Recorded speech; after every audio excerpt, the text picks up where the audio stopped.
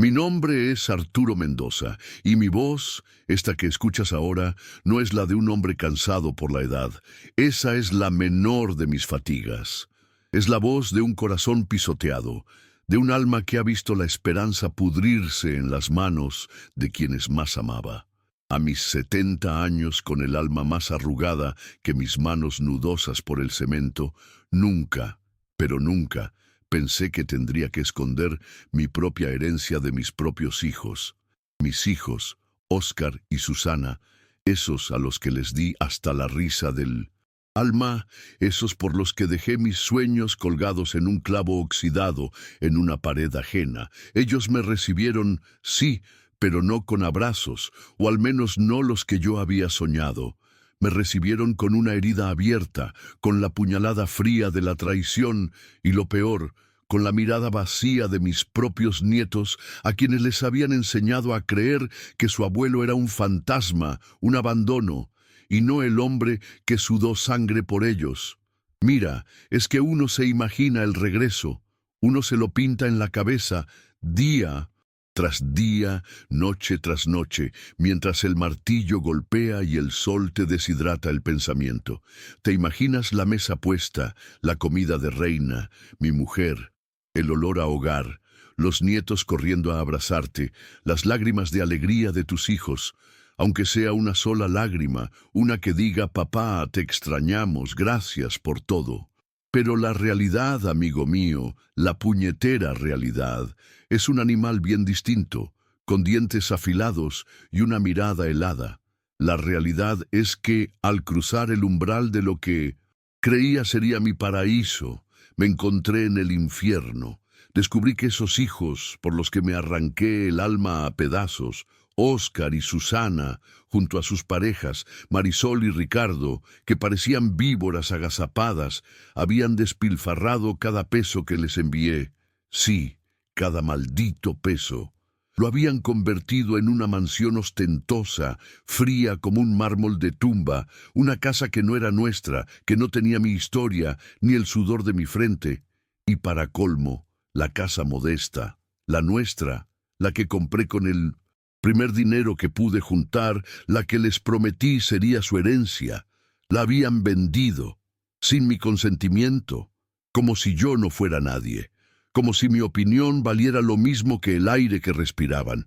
Para ellos no valía ni eso.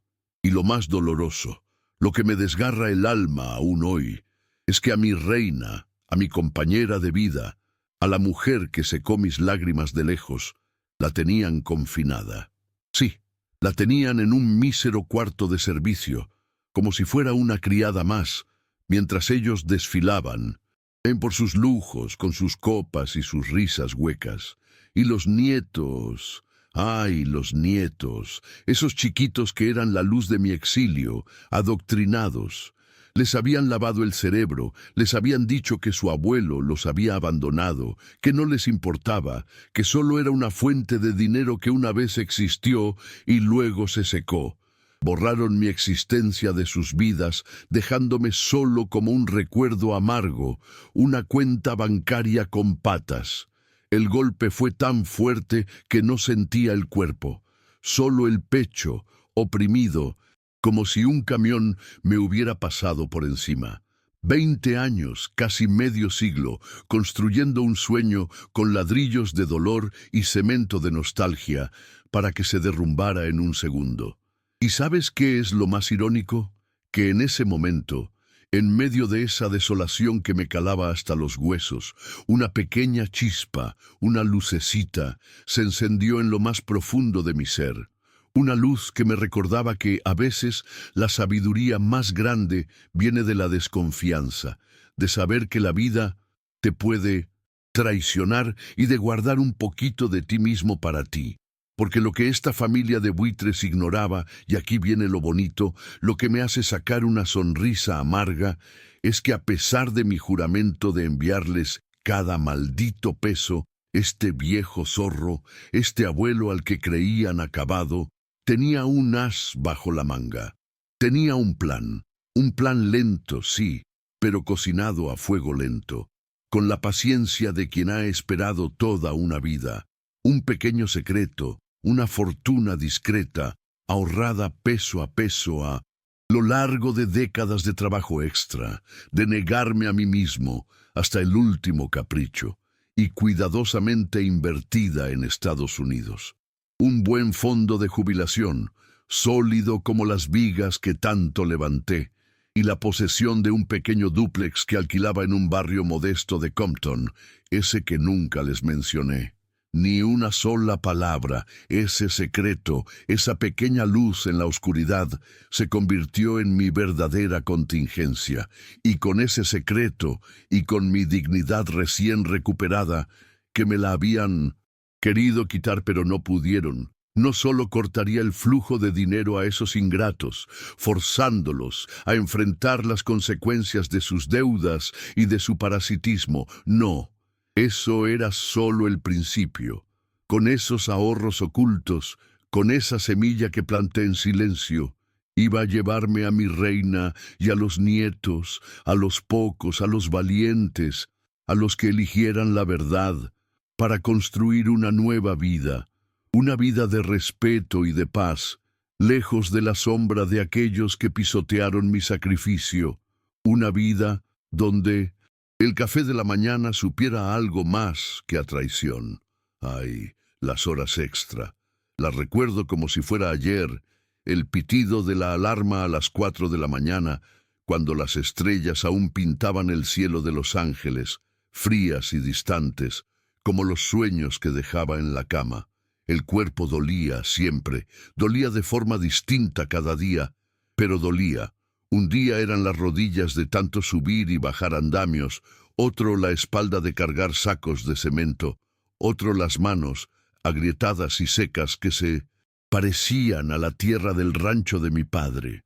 Pero el dolor físico, amigo, ese se aguanta, ese se calla y se disimula con un trago de agua o con un café negro aguado en la cafetería de la obra. El dolor que te mata es el otro, el que te llega al alma, el de la soledad, el de los domingos sin nadie, el de la llamada a casa que se cortaba o no entraba. Esas eran las horas extra de mi alma. Recuerdo a Oscar, mi primogénito, un muchacho inteligente, siempre con un libro.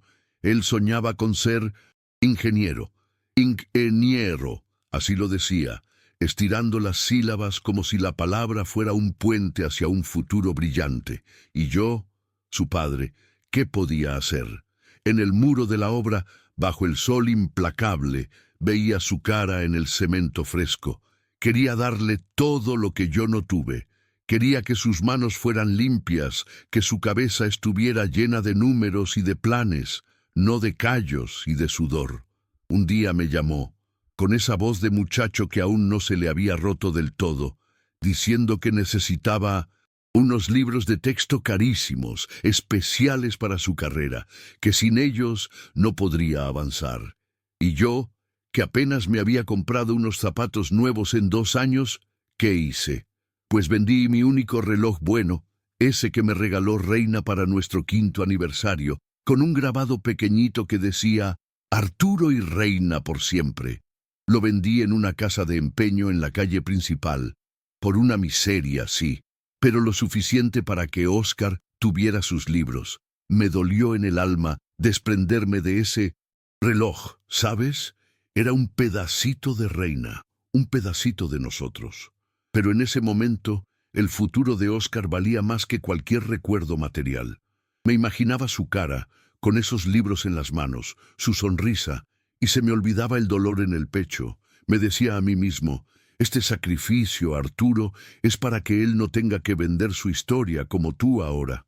Y Susana, mi niña, con sus coletas y su gracia para el baile. Quiero ser bailarina, papá, me decía en cada carta. Cartas llenas de garabatos y de sueños inocentes. ¿Bailarina? En el pueblo donde crecimos, ¿quién era bailarina? Nadie. Pero ella tenía esa chispa, ese fuego en los ojos. Y cuando me dijo que quería tomar clases de baile, de esas que costaban un ojo de la cara en la ciudad, yo no dudé. Dejé de almorzar por un mes. ¿Para qué te miento? Un sándwich de mantequilla de cacahuete y jalea Ese era mi lujo diario. Durante 30 días me negué hasta eso. El estómago me rugía, sí, y mis compañeros de trabajo me miraban en raro, ofreciéndome de su comida, pero yo decía que ya había comido, que no tenía hambre. Y ese dinero que ahorré, esos pocos dólares que se sentían como oro, los mandé para las clases de Susana. Me imaginaba sus piruetas, sus saltos, su alegría. Y el recuerdo de ese hambre, de ese vacío en el estómago, se convertía en un dulce alivio. Era un hambre con propósito, un hambre de futuro para mis hijos. Y así fue, año tras año, década tras década. Cada peso que ganaba tenía un destino, una ilusión. El techo que se quería caer, el medicamento de reina, los útiles escolares, la ropa, la comida, todo, absolutamente todo. Me acuerdo de una Navidad, hace ya muchos años, en la que me prometí a mí mismo que les daría una cena inolvidable. Aunque yo estuviera a miles de kilómetros, había trabajado 3 meses sin descanso, doblando turnos, haciendo trabajos extra, limpiando después de la obra, lo que fuera para juntar el dinero. Y cuando llegó el día de mandar la remesa, era la más grande que había enviado nunca. Les compré un pavo de esos enormes, con todos los acompañamientos y regalos para todos, hasta para los vecinos. Y yo, esa noche, me comí un plato de frijoles con tortillas secas, sentado solo en mi pequeña habitación de alquiler, escuchando las risas de mis vecinos a través de la pared. Pero no me sentía triste, no.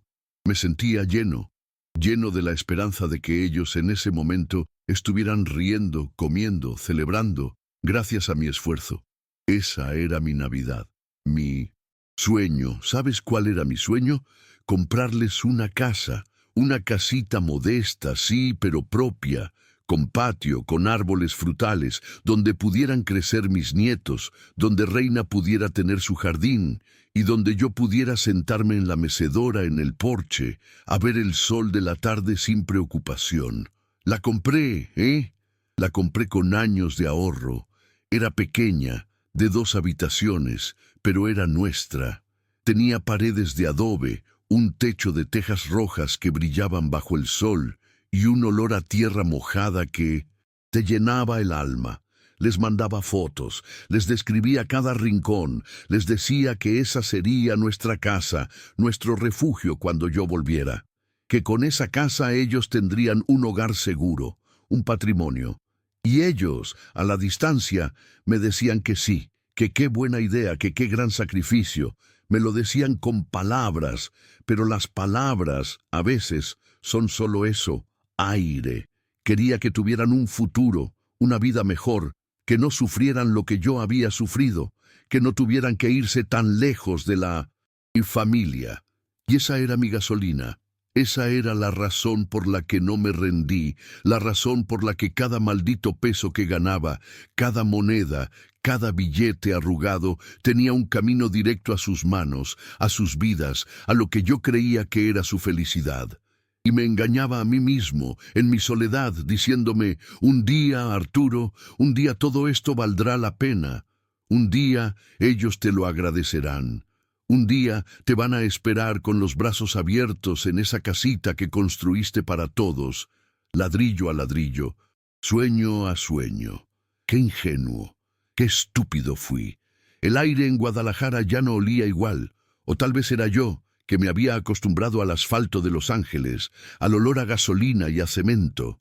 La vuelta, la tan anhelada vuelta, fue extraña. Recuerdo bajarme del autobús, con mi maleta vieja y mi sombrero de ala ancha, intentando disimular la emoción. Esperaba verlos, a todos, esperándome, pero no había nadie. Solo el calor de la tarde, el bullicio de la gente, un taxi, un viaje largo, incómodo. Cuando el taxista me dijo, «Aquí es, señor», levanté la vista y vi la mansión. Una cosa enorme, con portón eléctrico, jardines impecables. Mis ojos buscaron la casita de adobe que les había comprado, pero no estaba. En su lugar había un muro altísimo, una fortaleza. «Disculpe, señor, ¿seguro que es aquí? Yo busco la casa de los Mendoza», le dije al taxista, con la voz temblorosa. Él solo asintió con la cabeza, señalando el número. Y así fue mi entrada. No por la puerta grande, no con alfombra roja, sino tocando el timbre, como un desconocido más. Óscar fue el que abrió. Mi hijo estaba cambiado, con un traje caro que le quedaba demasiado ajustado, el pelo engominado y una sonrisa que no le llegaba a los ojos. «¡Papá, por fin!», dijo, abrazándome con una frialdad que me caló hasta los huesos. Un abrazo de cortesía, no de amor. Detrás de él, Susana, con un vestido elegante, los labios pintados de un rojo intenso que parecía gritar riqueza. Ella también me abrazó, pero su mirada ya estaba en otra parte, inspeccionando mi maleta, mi ropa vieja, como si fuera un bulto. Marisol y Ricardo, sus parejas, aparecieron detrás, sonriendo de la misma manera, con esa falsedad de salón que uno solo aprende cuando se mueve entre gente de dinero. «Abuelo, qué sorpresa», dijo Marisol, como si mi llegada no fuera el evento que había estado preparándose por años. Me hicieron un tour por la mansión.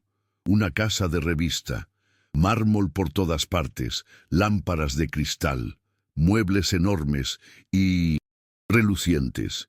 Cada habitación era más grande y más fría que la anterior. Ellos hablaban de lo difícil que había sido construirla, de los sacrificios que habían hecho. ¿Sacrificios? ¿Qué sabían ellos de sacrificios? Mis ojos buscaban a Reina. «¿Y tu madre, Óscar?», pregunté con la voz que apenas me salía. «Ah, mamá, está, en su cuarto, ya sabes cómo es», dijo Susana, con un gesto de desdén. Mi corazón se encogió, sabía que algo andaba mal. No era la Reina que yo conocía, y ahí fue, en cuando la descubrí, en un pequeño cuarto al fondo del patio de servicio, junto a la lavandería. Reina, mi Reina, sentada en una cama individual, pequeña, con un colchón viejo, las paredes descarapeladas, una ventana diminuta que apenas dejaba pasar la luz, los ojos hinchados, con una tristeza que me partió el alma. No era el cuarto que yo había soñado para ella, no era el jardín que le había prometido. Cuando me vio, sus ojos se abrieron, y por un instante la chispa de la vida regresó. Se levantó, me abrazó con todas sus fuerzas y lloró. Lloró en mi hombro con un llanto ahogado, de años de soledad y de humillación. «Arturo, mi Arturo», susurró entre sollozos, como si no pudiera creer que estaba allí. Ese abrazo me reveló todo sin necesidad de palabras. Lo que vi después, las semanas siguientes, solo confirmó lo que mis ojos y mi corazón ya sabían. Mis hijos, los mismos por los que vendí mi reloj y pasé hambre, me veían como una carga.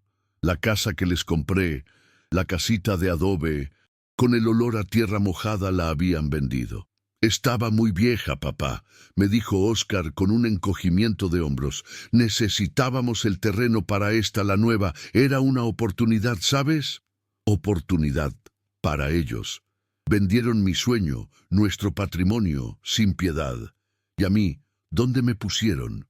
Me dieron el cuarto de huéspedes, sí, pero era un cuarto frío, impersonal, lejos de todo. Era como si me hubieran puesto en un almacén, y a Reina, mi Reina, la trataban como una sirvienta. La hacían lavar la ropa, cocinar para ellos, limpiar, mientras Marisol y Susana se sentaban en la sala con sus copas de vino, riendo a carcajadas de sus chismes de alta sociedad. Las pocas veces que Reina intentaba sentarse con nosotros a la mesa, Marisol le lanzaba miradas fulminantes o Susana le decía: «Mamá, ¿no crees que la cocina se está quedando sola?». La humillación era constante, sutil, pero ahí estaba, en cada gesto, en cada palabra. Los nietos. Ay, eso fue lo que más me dolió. Mis nietos, los que yo imaginaba corriendo a mis brazos, con sus risas y sus preguntas inocentes, me miraban con desconfianza, con los ojos de extraños.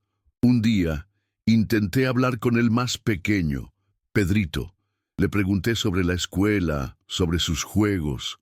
Él me respondió con monosílabos, sin mirarme a los ojos.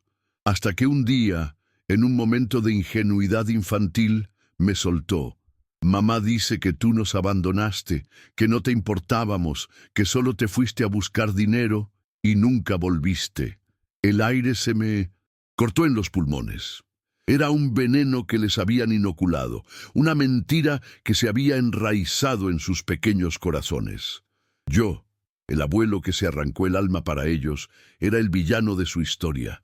Borraron mi existencia, mi sacrificio, mi amor de sus vidas. En su cumpleaños, el de Óscar, que era mi primogénito, prepararon una fiesta grandiosa, con luces, música, mucha gente. Yo había estado en la cocina ayudando a Reina con los guisos, porque a ella, claro, le tocaba todo. Cuando llegó el momento de sentarse a la mesa, no había lugar para mí. «Oh, papá, perdona, se nos olvidó un puesto», dijo Susana sin mirarme. Me trajeron una silla plegable y me pusieron en una esquina, casi pegado a la pared, como si fuera un mueble extra. Me sentí invisible. Comí en silencio, mientras ellos reían a carcajadas, brindaban, hablaban de sus viajes a Europa, de sus coches nuevos. Mi regalo, una foto vieja de nuestra familia en el rancho, envuelta con un cariño que ellos no merecían, la dejó Óscar sobre la mesa de regalos sin abrirla, sin un segundo de atención. Al día siguiente la encontré en una caja de trastos viejos, arrugada. Me di cuenta de que para ellos yo era un simple remanente del pasado, un estorbo que había llegado a empañar su brillo, y mi regalo, mi historia, era basura.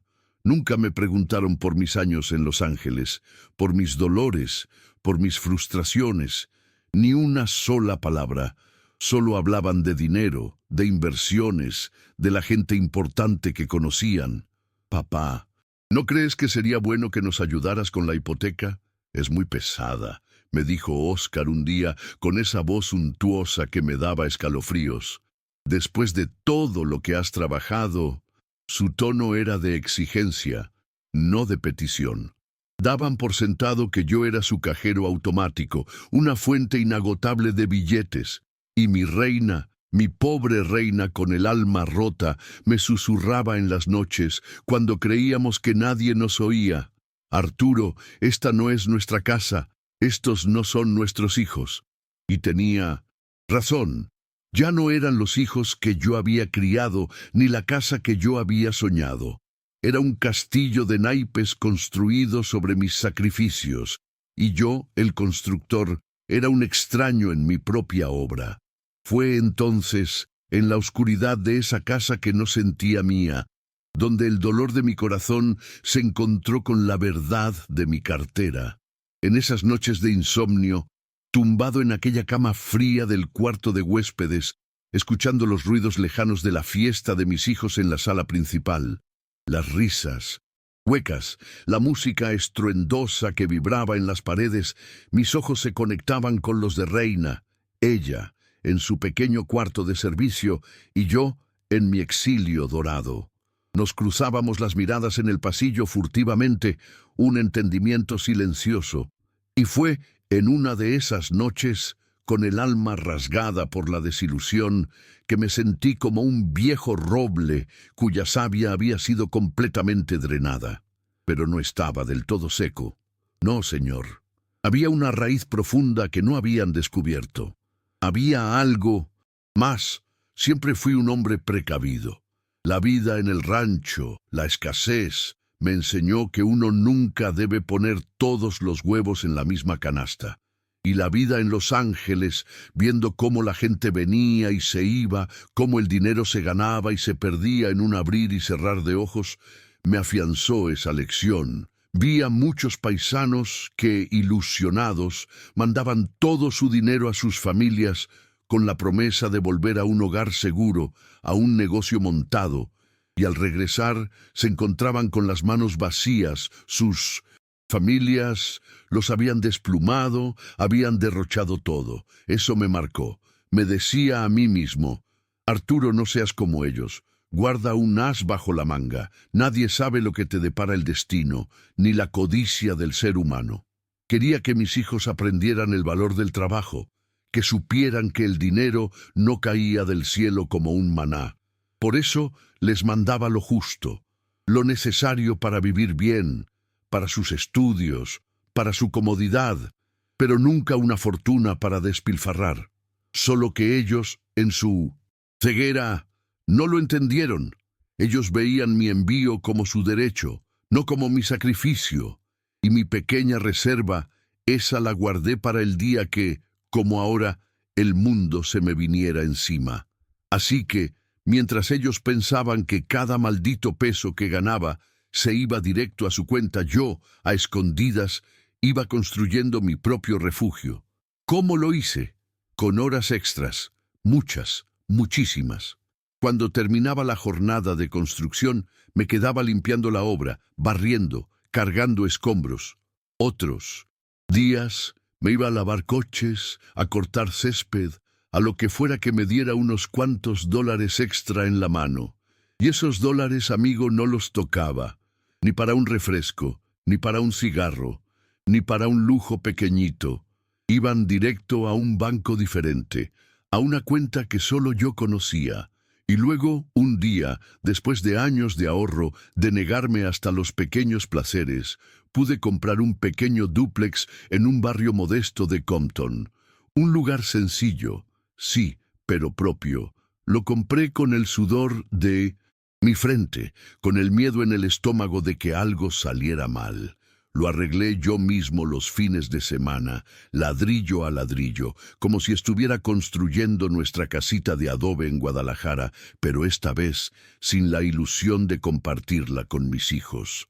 Este era para mí, para mi vejez, para Reina. Los alquileres de ese dúplex y un fondo de jubilación que fui alimentando con constancia, peso a peso, a lo largo de décadas, se convirtieron en mi verdadero tesoro. Nadie en mi familia sabía de esto, ni una palabra. Cuando me preguntaban si tenía algo ahorrado, yo siempre respondía con una sonrisa forzada: todo lo que tengo, hijos, se ha ido con ustedes. Y ellos se lo creían, o lo querían creer. Yo mantenía mis documentos en una caja de seguridad en el banco y cada cierto tiempo, cuando me sentía lo suficientemente fuerte, hacía un viaje rápido a California bajo la excusa de ir a ver a un viejo amigo, para revisar mis propiedades, para hablar con el administrador de mi fondo, para asegurarme de que mi futuro estaba seguro. Eran viajes solitarios, llenos de una extraña mezcla de alivio y de culpa. Alivio por tener esa red de seguridad, y culpa por no poder compartirla con quienes creía que merecían todo de mí. Pero ahora, viendo la realidad, me doy cuenta de que esa culpa era un lujo que no podía permitirme. La decisión de guardar este secreto, ¿sabes?, no fue solo por desconfianza, también fue por un deseo profundo de que mis hijos aprendieran a valerse por sí mismos. Los vi crecer, rodeados de mis envíos, y notaba cómo el esfuerzo les era ajeno. La facilidad con la que gastaban, la ligereza con la que pedían. Yo quería que construyeran su propio camino, que supieran lo que costaba cada billete. Pensé que si no les daba todo, si guardaba un poco para mí, les daría la oportunidad de forjar su carácter. Qué equivocado estaba. La codicia, cuando se arraiga, es como una mala hierba que ahoga todo lo bueno. Lo único que conseguí fue que ellos me veyeran como un grifo que podían abrir y cerrar a su antojo, sin importarles el esfuerzo detrás del agua que manaba. Pero ese dúplex, ese fondo de jubilación, esa fortuna silenciosa, se convirtió en mi fuerza. En la soledad de mi cuarto, en esa mansión que no era mía, me daba la espalda y pensaba: esto no se ha acabado, Arturo, esto no se ha acabado. Sabía que tenía un plan de contingencia. Sabía que no estaba solo, que tenía un lugar a donde ir, y lo más importante, que podía llevarme a Reina, y conmigo. Se convirtió en mi arma más potente, una que ellos ni siquiera imaginaban. Era el poder oculto de este viejo, la sabiduría de quien ha visto demasiado, la lección aprendida con el dolor de la soledad. Y en esa revelación me sentí tu cómplice, amigo, el que me escucha. Porque tú entiendes que a veces la mayor fortaleza está en lo que callamos, en lo que guardamos, en lo que protegemos para nosotros mismos, cuando la vida se convierte en una batalla por la dignidad. El día que me di cuenta de que ya no podía más, que el aire en esa casa me asfixiaba, que la imagen de Reina en su cuartito me carcomía, decidí que era hora de actuar. Necesitaba un plan. No podía simplemente irme. Debía cortar el nudo de raíz. La primera persona que tenía que saberlo era Reina. Me colé en su cuarto una noche, cuando todos dormían, y me senté en su camita, vieja y chirriante. Ella se despertó, asustada. «Arturo, ¿qué haces aquí?», me susurró, con el miedo en los ojos. Le tomé las manos, ásperas y cansadas. «Reina, mi amor, aguanta un poco más. Esto se va a acabar. Tengo un secreto». Y le conté todo. Le hablé del dúplex, del fondo de jubilación, de cómo había guardado cada peso, de mis viajes ocultos. Al principio, ella no lo podía creer. Sus ojos se llenaron de lágrimas, pero esta vez eran de esperanza, no de tristeza. «Arturo, mi Arturo, siempre supiste», me dijo, y me abrazó con una fuerza que no había sentido en años. Ese abrazo, amigo, fue el inicio de mi justicia. Fue la chispa que encendió el fuego. Al día siguiente pedí una reunión familiar. Óscar se rió. «Papá, ¿de qué quieres hablar? ¿Otro sermón sobre la buena vida?». Sus palabras me picaron, pero me mantuve firme. Nos sentamos todos en la sala de mármol, ellos, con sus poses de gente importante, y Reina y yo, en silencio, observándolos. «He tomado una decisión», comencé, con la voz serena, que no dejaba traslucir la tormenta que llevaba dentro. «He decidido cortar el flujo de dinero». Un silencio. Luego las carcajadas. Marisol fue la primera. «Ay, abuelo, no seas dramático. Eso no es un favor, es tu obligación». Ricardo asintió. Óscar me miró con desdén. «Papá, no estamos para bromas. Sabes que la hipoteca es pesada, que las escuelas de los niños...». Les dejé hablar. Les dejé que se quejaran, que me culparan, que me dijeran egoísta. Dejé que se desenmascararan, que mostraran la verdadera cara de su ingratitud. Y cuando se cansaron, cuando el aire se llenó de sus lamentos y sus exigencias, levanté la mano. Se acabó el grifo, se acabó la mina de oro, dije, con una voz que no era la mía, sino la de un hombre que había encontrado su dignidad. Durante casi 50 años les di mi vida. Cada peso, cada lágrima, cada gramo de sudor lo invertí en ustedes. Les di una casa, estudios, lujos que yo nunca tuve. ¿Y cómo me pagaron? Con la humillación de mi mujer, con la mentira a mis nietos, con el desprecio a mi persona. Pues bien, se acabó. Ya no hay más dinero de en viejo. La reacción fue instantánea. Óscar se puso de pie, rojo de ira. «Eres un viejo egoísta, un tacaño. ¿Cómo te atreves? Todo lo que tenemos es gracias a ti, es nuestro derecho». Susana, con un grito agudo, me acusó de arruinarles la vida. Marisol y Ricardo, esos parásitos, empezaron a susurrar, sus rostros pálidos, pensando en cómo sus lujos se desvanecerían. «Pero papá, no puedes hacer esto. Estamos endeudados. La mansión, los coches, las tarjetas de crédito», exclamó Óscar, como si esas fueran mis responsabilidades. Y fue entonces cuando solté la bomba final. «Oh, ¿endeudados? ¿Y quién creen que va a pagar esas deudas? Porque yo no seré. De ahora en adelante, el dinero que me queda es para mí y para Reina. Y para aquellos de mis nietos que quieran conocer la verdad, que quieran una vida de respeto, no de mentiras». La confusión y el pánico cundieron. Empezaron a amenazarme, a decir que me iban a demandar, que yo no tenía derecho a hacer eso. Pero yo seguía firme. Reina, a mi lado, me apretaba la mano. Su silencio era mi fuerza. Los días siguientes fueron un infierno. Las llamadas a todas horas, las acusaciones, los ruegos falsos. Óscar y Susana intentaron manipular a Reina, la llevaron a un lado, le dijeron que yo estaba loco, que me había vuelto senil. Pero Reina, mi reina, que había aguantado tanto, se mantuvo inquebrantable. Mi marido tiene razón, les dijo, con una voz que no les conocían. Han pisoteado la memoria de su padre y el amor de su madre. La justicia empezó a cobrar su precio. Las llamadas de los bancos, de los acreedores, de las escuelas privadas de los nietos.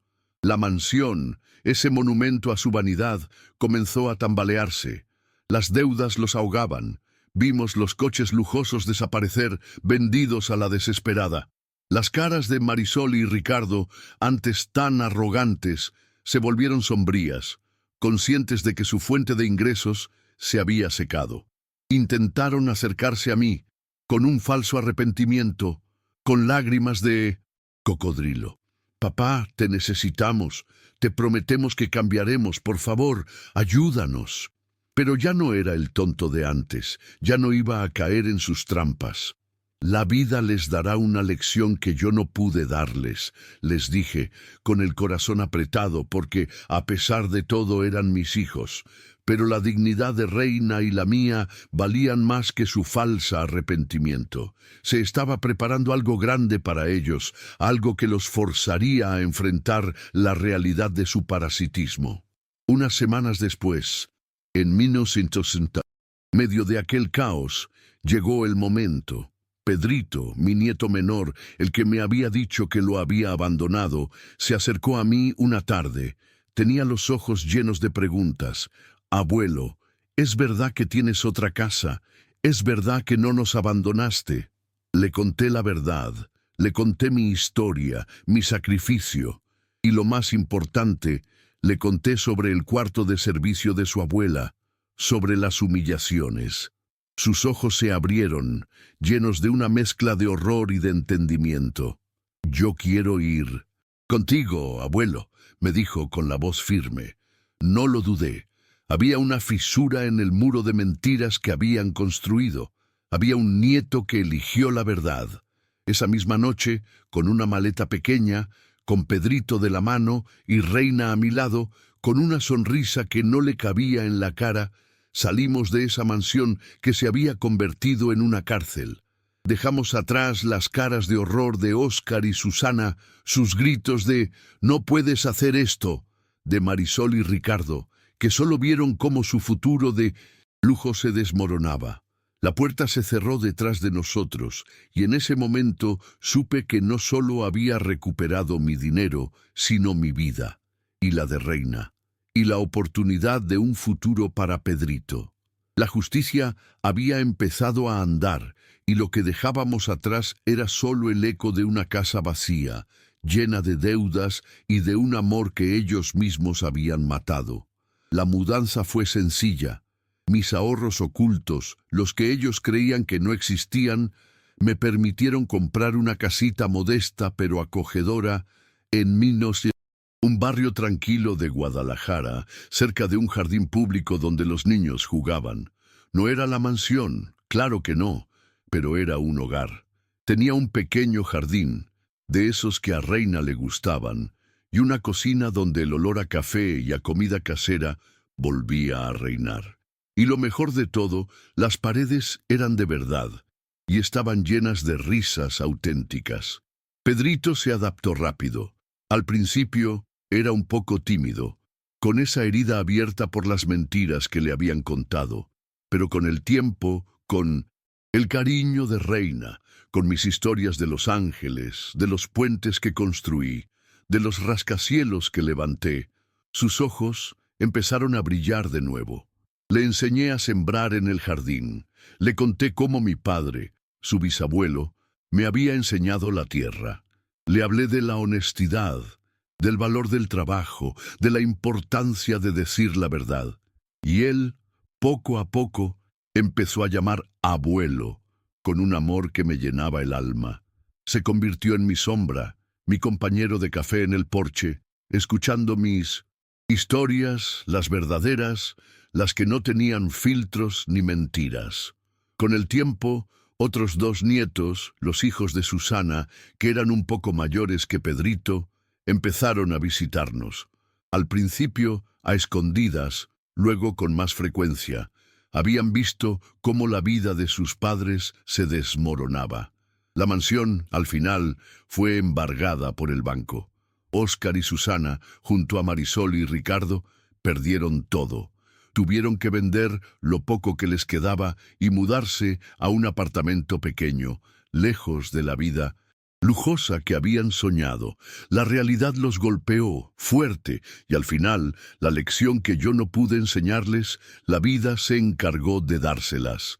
Y fue en ese momento, en la caída, que mis otros nietos empezaron a cuestionar las historias que les habían contado.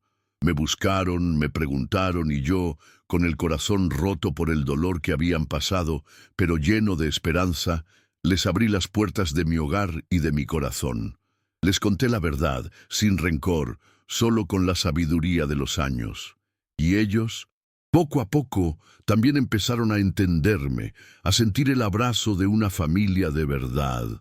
La felicidad, amigo, no la encontré en el dinero que guardé, aunque eso me diera la libertad.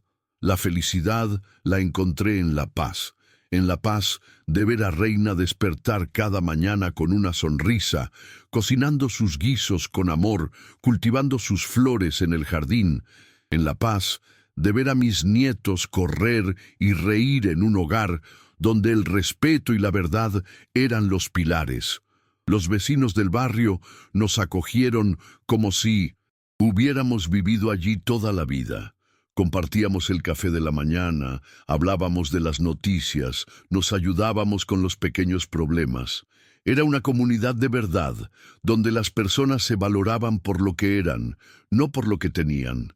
Mis hijos, Óscar y Susana, bueno, no los volví a ver mucho. De vez en cuando me llamaban intentando pedir dinero, intentando manipularme. Pero yo ya no era el mismo. Les decía, ya les di lo que tenía, ahora es su turno de construir su vida, con su propio esfuerzo. La amistad que cultivé con Reina, esa sí se fortaleció como el acero. Nuestros ojos se encontraban y nos decían todo, sin palabras. Habíamos sobrevivido a la tormenta y ahí estábamos, juntos, en nuestro pequeño puerto seguro. La verdadera riqueza, créeme, no se mide en metros cuadrados de mármol, ni en coches lujosos, ni en cuentas bancarias abultadas. La verdadera riqueza se mide en la paz que sientes al acostarte cada noche, sin remordimientos, sin el peso de la mentira. Se mide en el abrazo sincero de un nieto, en la sonrisa de tu compañera de vida. Se mide en la dignidad recuperada, en la libertad de ser quien eres, sin el yugo de la ingratitud. Aprendí que el amor verdadero no se compra con dinero y que la familia, a veces, no es de sangre sino de corazón, y que la vida, por muy dura que sea, siempre te da una segunda oportunidad para empezar de nuevo, para construir tu propio camino, con tus propias manos, con tu propia verdad. Mi historia es la prueba de que incluso cuando te sientes más solo, incluso cuando crees que lo has perdido todo, siempre hay una semilla de esperanza, un secreto guardado, que puede florecer y darte una nueva vida. Una vida donde el café de la mañana, por fin, sabe a hogar. Dime qué harías tú en mi lugar, me gustaría mucho saberlo. Y cuéntame también desde qué ciudad me estás escuchando, que a este abuelo le gusta viajar, aunque sea con la imaginación.